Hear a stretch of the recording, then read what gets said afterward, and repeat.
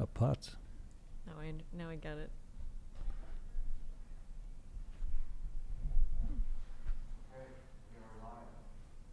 We're rolling, okay. Okay, I guess we're live. It's Friday, and we're back with our video podcast.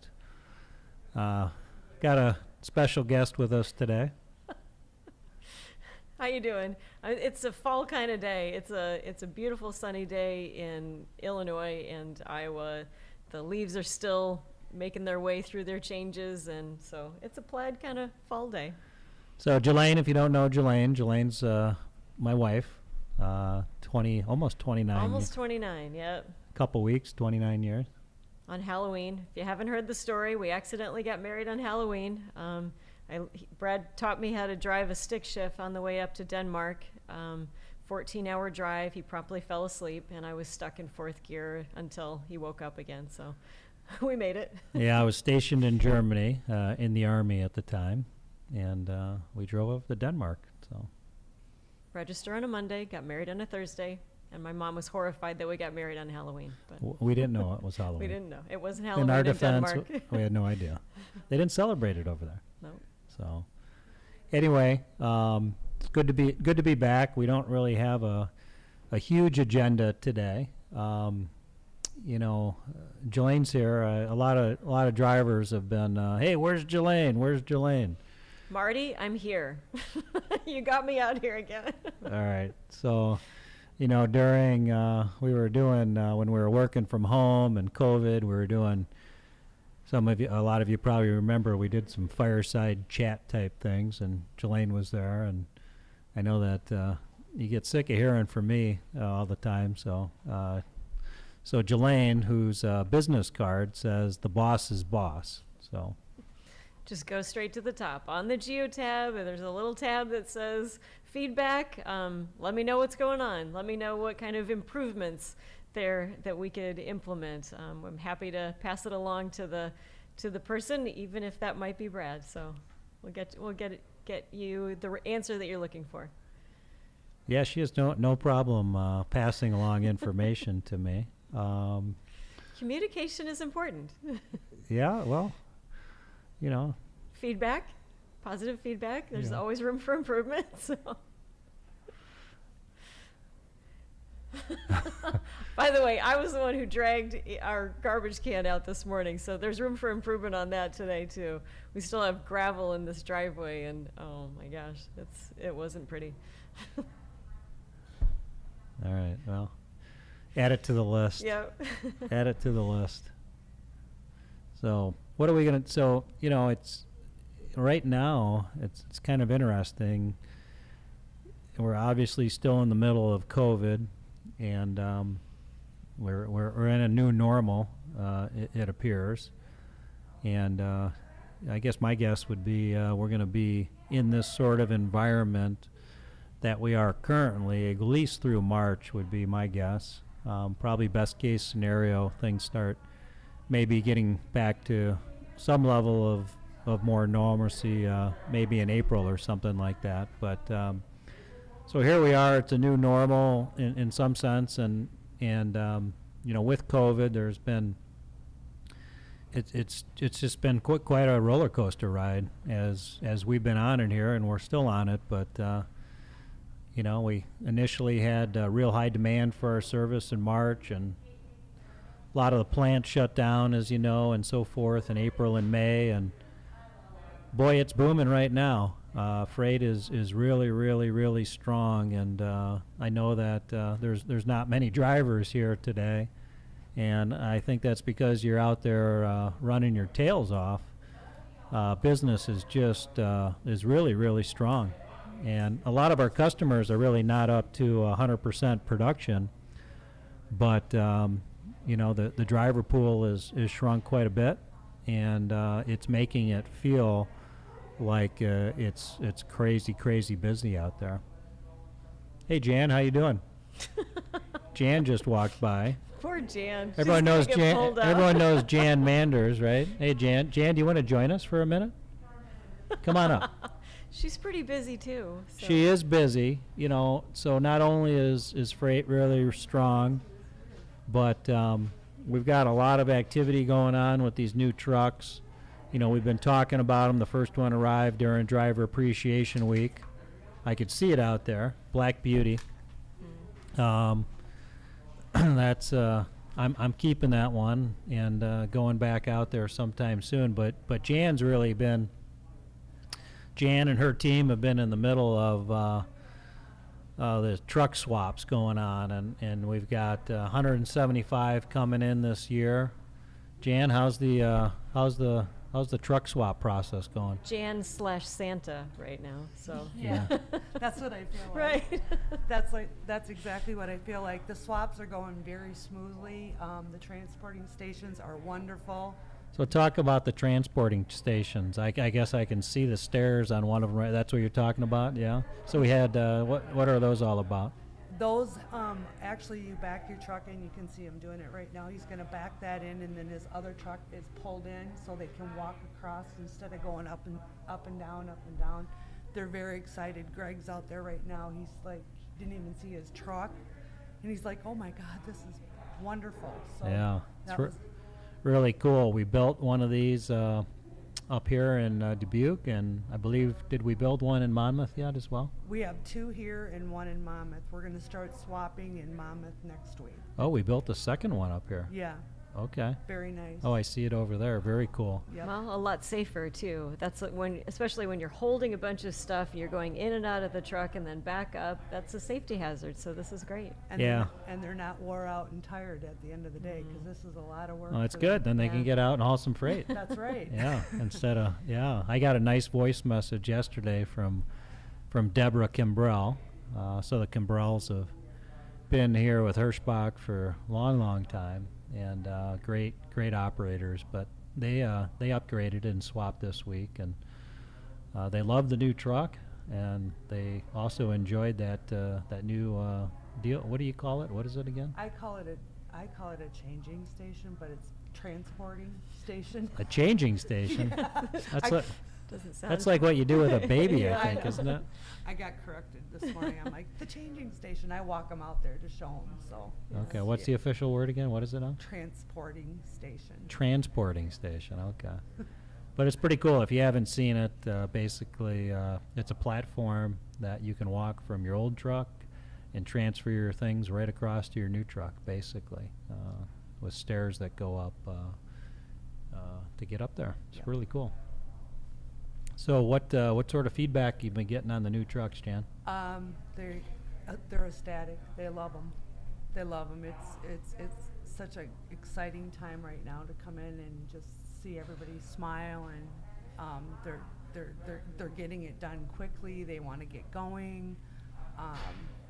It's a good time. Yeah. Yeah. But really comfortable seats. Oh yeah, that's and we what go through everything with them, and we show them the app, and they watch the video, and they are just ecstatic. And anything that we can't answer, the techs can. So Yeah. Great. Any particular aspects of the truck that people are kind of talking about and are excited that you've heard? The refrigerators are huge. Well, they are big. I know they're big. They are big. They're huge refrigerators, but that's been very popular. Yeah, very popular. I can't remember who the driver was, but he says, "Oh my God, my other one looked like a microwave compared to this." Yeah. So that's huge. All the upgrades. I mean, I can't. Everything. Yeah. Everything about the truck. They love it. Well, a refrigerator just gives you so much more flexibility with what you can load up on. I mean, hopefully healthier food, healthier options within that you have control over rather than, what's available at the truck stop or fast food. So that's For great. Sure, yeah. Yeah, Jelaine loaded me up when I went out a few weeks ago, and I did not. Good luck out there. I did not buy anything to eat while I was out on the road. 100% of what I had to eat came out of that refrigerator. Did you leave any room for Nate? Nate had he had a little room. Yeah. Okay. He did. Well, because it's a big refrigerator, Yeah. there's plenty of room. Okay, good. Yeah. I So- think everything about the truck is exciting. Just Cool. everything. I can't pinpoint, but the refrigerators beautiful. Are, yes, Yeah. they're.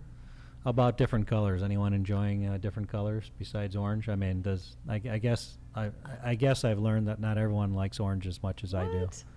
I don't. I don't understand it. but- Black is very, very popular. Red is, I haven't heard any complaints.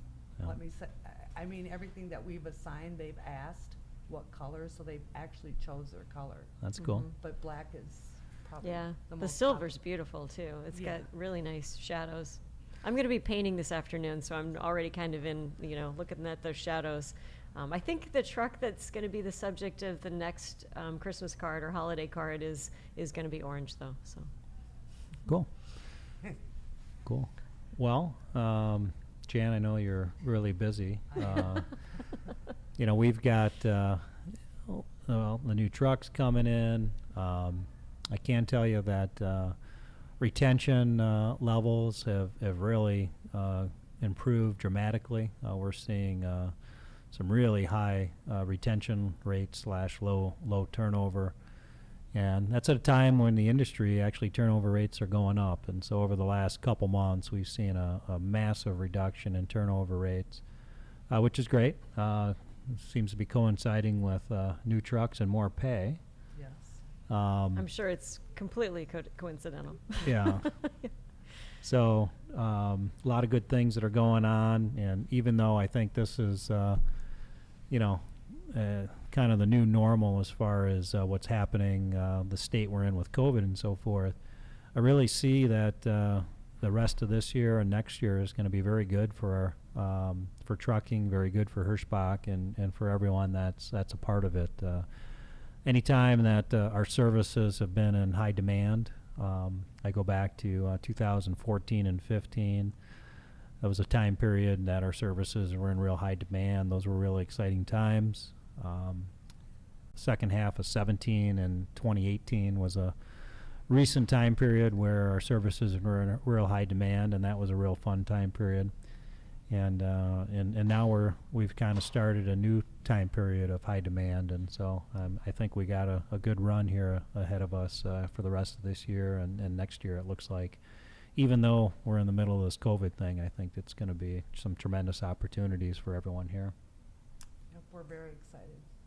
Well, good. Well, Thanks, Jan. I want to thank you for doing such a great job back She's there such with a your good- team. She's such a good pinch hitter. Thank you. I know it's fun being Santa Claus now and handing out all the presents. Yes. So, It is. and for those of you that I think we have 125 trucks that are coming in between October and November, and those list of trucks are already assigned out to operators. Of course, we look at longevity with the company as well as performance in making those selections. There are another 50 trucks that are going to be coming in December. I don't believe that we've yet identified who's getting those 50 trucks. So if you're not on the first list of 125, you might be on the next list of 50. And if you're not on that next list of 50, towards the end of January, we'll start bringing in many more trucks throughout January all the way through July. I believe we're going to have probably 600 plus trucks coming in next year. So lots of good. If you're not on those lists, you'll probably get on a list next year if you're not on one this year. So. But get the word out. That's pretty exciting stuff for new drivers who are used to kind of older equipment, and this is going to be an opportunity for recruiting for you guys as well. $1,200 to bring in a new driver at the end. I don't know exactly the timing, but yeah, bring a driver who gets through orientation. Obviously, that's your name on that person, and that's a great way to build our fleet as well, as our customers are demanding more of our services. Yeah, referrals are up, I'm told, by the recruiting staff over the last few weeks. So keep finding good operators. Find the good ones, and Watch their backing skills, and then hand them a card. Yeah, there you go. There you go. Jan, I'll let you get back to work. Thank you. Thanks I a have lot, Jan. Yep, thank Appreciate you. it. Have a good one. But no, keep finding operators, sending them our way.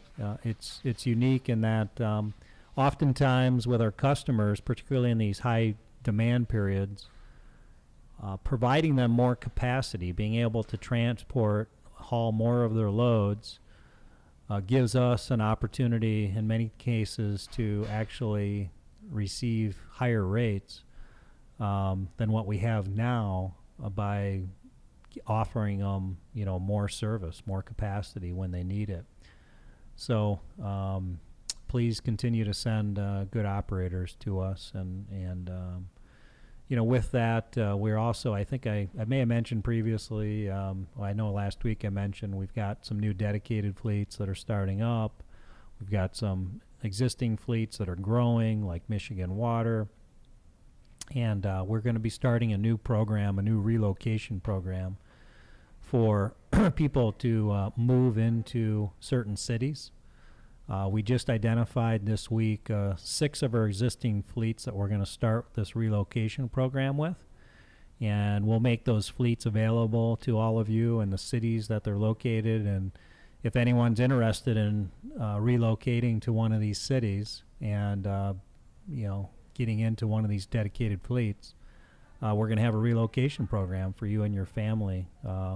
For you, if you're an existing operator with us and you want to get into one of these areas, one of these fleets, and there's also going to be a relocation program for new people that are joining the company as well to get in one of these fleets. A lot of these dedicated fleets, they're very desirable from the standpoint of the consistency with home time and pay and so forth.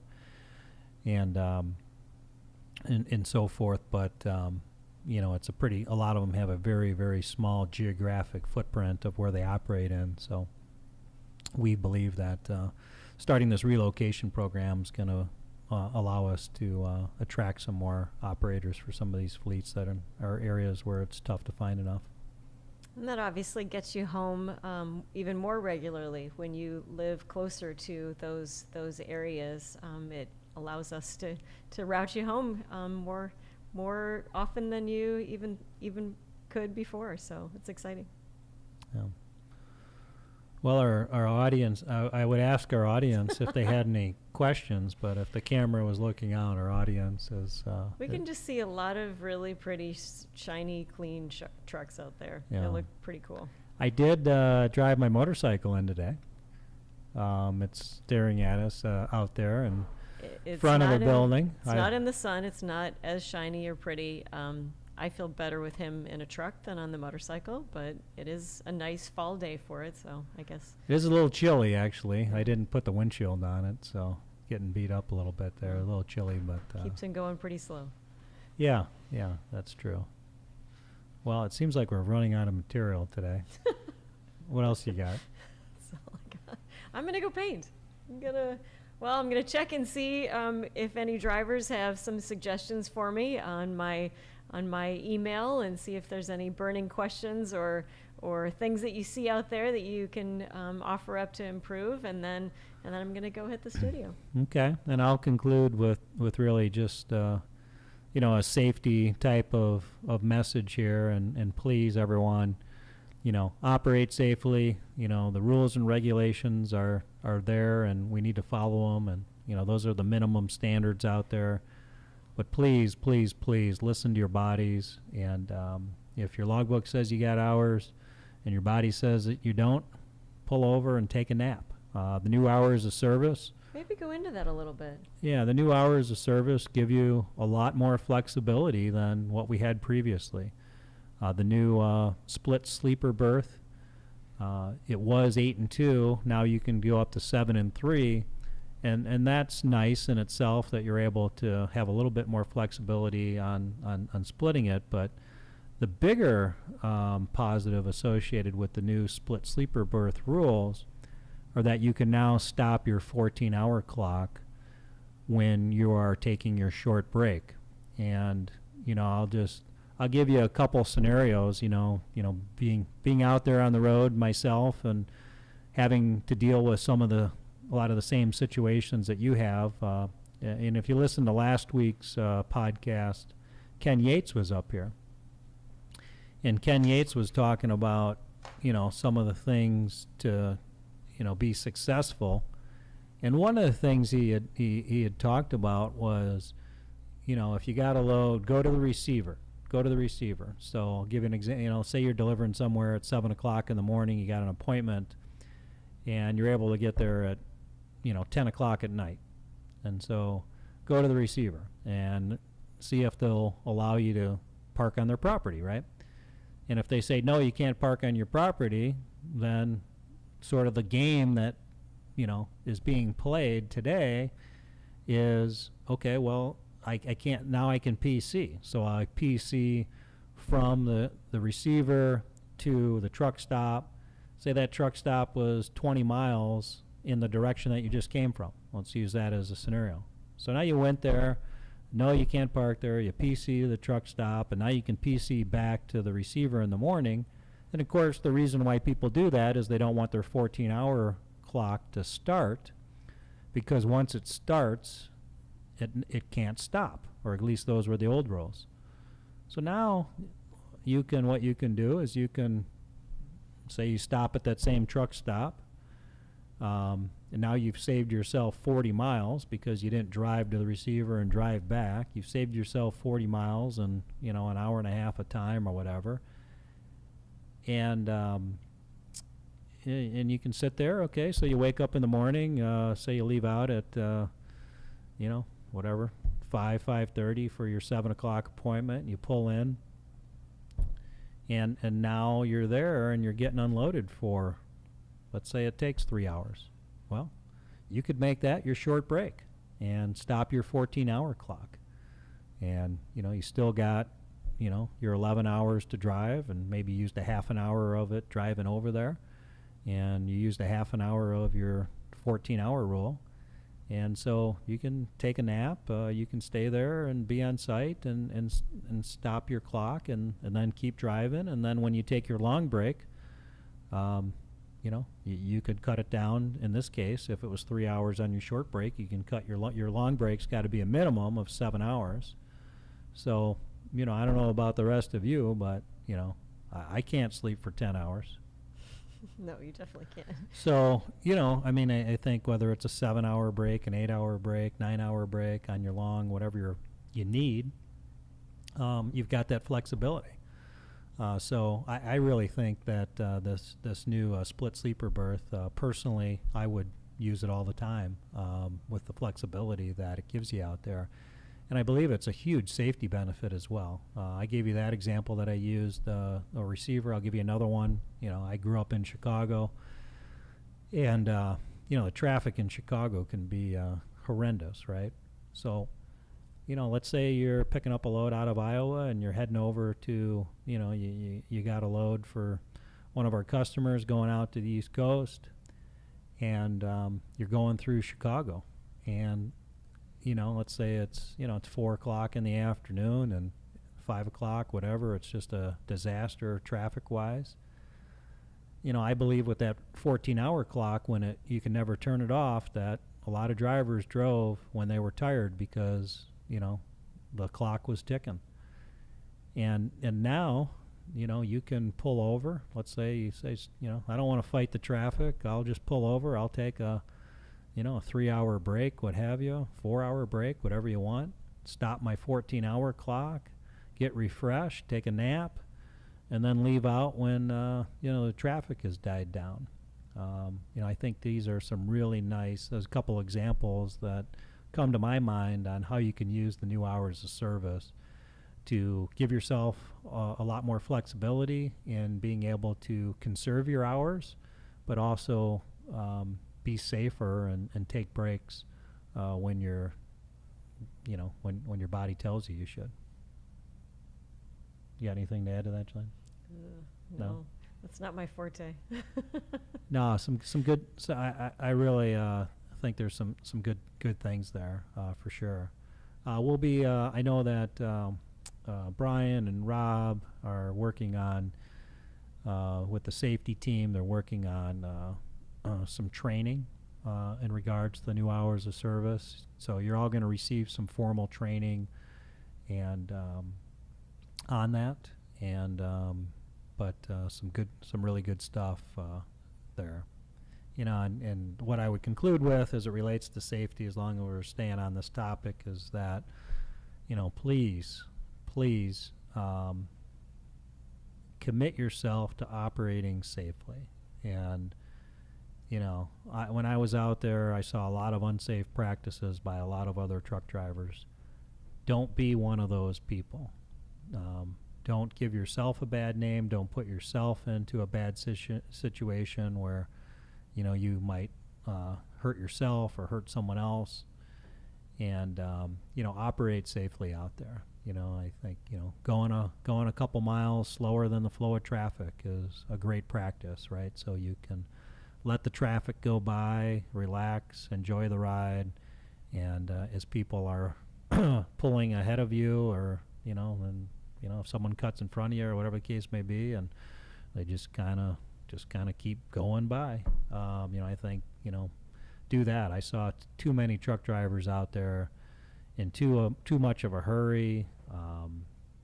Basically right on the rear end of a car. I mean, just frightening watching them, driving so aggressively with something that, an 80,000 pound vehicle that, is not nimble and cannot stop quickly. So please operate safely out there. If you're tired and your body tells you need to take a break, listen. We just last night, fortunately he didn't get hurt and didn't hurt anyone else, but we had a driver that fell asleep last night outside of Chicago and ran into a Jersey barrier. Don't allow that to happen. If you're that tired, you should not be driving. Our customers want their product there on time. More importantly, they want it, and they want it there. And so just if you're tired, please pull over and raise your hand and communicate if it's going to have an impact on the delivery time. And now that we do have such beautiful leaves, there are more people out there kind of taking their time, checking out the scenery. So watch out for the sight seekers and in particular the motorcyclists. Yeah, and the other thing I'd say is, minimize the lane changing, right? The changing lanes is not what your mindset should be when something happens in front of you. The mindset should be stopping, not changing lanes.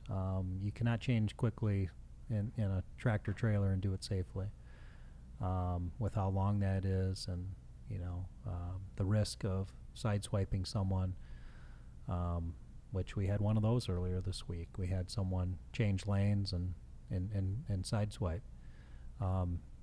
Don't take chances out there, so I don't want this to turn into too much of a lecture, but we've got a great thing. You've got a wonderful your career. You're here with an organization. We've got great pay. We've got great equipment, great people. It's really sad to see when we have to let someone go because they make a poor decision out there. So, and you can't take 1 second off. I mean, when you're behind that wheel, it's game on.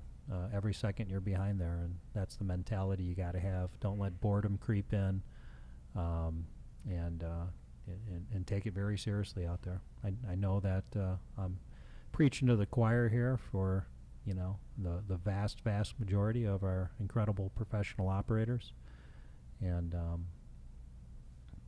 but it only takes one bad accident, obviously, to create a lot of problems for all of us. And snow's coming. I think that might be in the forecast for Sunday. So again, slow down a little bit more, increase your following distance. Remember how to drive in snow and ice. Things can creep up. So watch out for those shadows and be careful out there. So we're going to go ahead and wrap things up. You'll probably be seeing more of Jelaine here in the near future. We are the next time I go out driving, I'm taking Jelaine with me. We are empty nesters now, so a little bit more flexibilities. Footloose and fancy free, or is that the saying? I don't know. Something like that. But anyway, we're going to get out there and do some trucking, and we'll do quite a few videos from the road with some of our observations and thoughts out there, and we'll look forward to hopefully running into many of you out there. We'll do our best to put out there where we're at and where we're going, and hopefully we'll see many of you out there on the road. So be safe, and thank you, everyone. Take All right. care. Thanks. Bye-bye. Bye.